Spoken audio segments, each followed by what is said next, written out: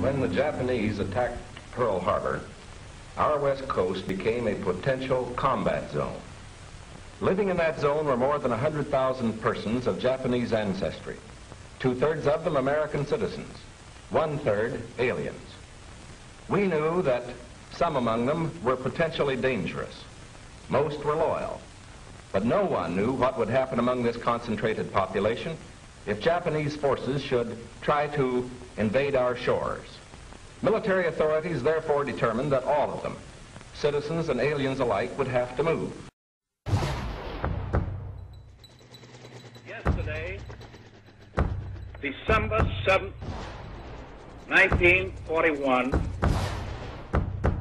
a date which will live in infamy. The United States of America was suddenly and deliberately attacked by naval and air forces of the Empire of Japan.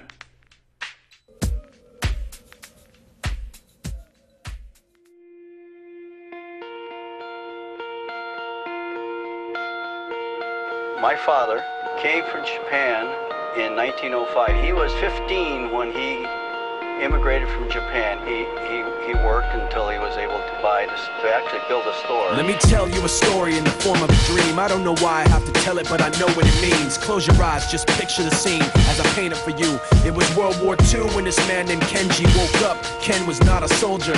He was just a man with a family who owned a store in LA. That day, he crawled out of bed like he always did, bacon and eggs with wife and kids. He lived on the second floor of a little store he ran. He moved to LA from Japan, they called him immigrant. In Japanese, he'd say he was called Issei. That meant first generation in the United States, when everybody was afraid of the Germans, afraid of the Japs, but most of all afraid of a homeland attack. And that morning, when Ken went out on the doormat, his world went black, cause right there, front page news, 3 weeks before 1942, Pearl Harbor's been bombed and the Japs are coming. Pictures of soldiers dying and running. Ken knew what it would lead to, just like he guessed. The president said the evil Japanese in our home country would be locked away.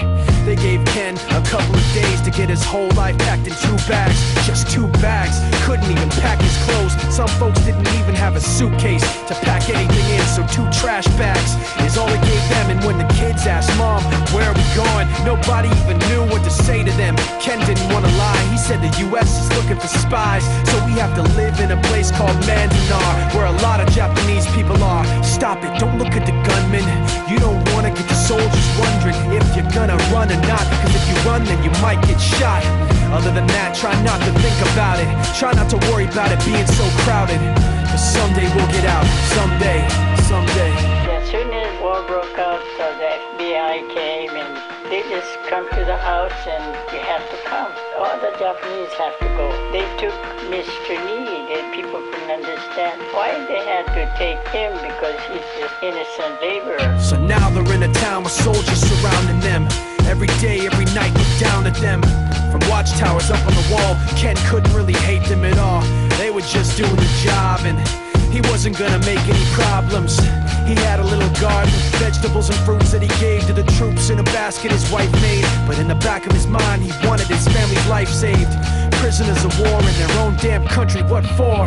As time passed in the prison town, he wondered if he'd live it down if and when they were free. The only way out was joining the army, and supposedly some men went out for the army, signed on, and ended up flying to Japan with a bomb. That 15-kiloton blast put an end to the war pretty fast. 2 cities were blown to bits. The end of the war came quick, and Ken got out. Big hopes of a normal life with his kids and his wife, but then they got back to their home, and what they saw made him feel so alone. These people had trashed every room, smashed in the windows and bashed in the doors, written on the walls and the floor, Japs not welcome anymore. And Kenji dropped both of his bags at his sides and just stood outside. He looked at his wife without words to say. She looked back at him, wiping tears away, and said, someday we'll be okay, someday. Now the names have been changed, but the story's true. My family was locked up back in 42. My family was there where it was dark and damp, and they called it an internment camp. When we first got back from camp, it was pretty bad. I remember my husband said, oh, we're going to stay till last. Then my husband died before they closed the camp.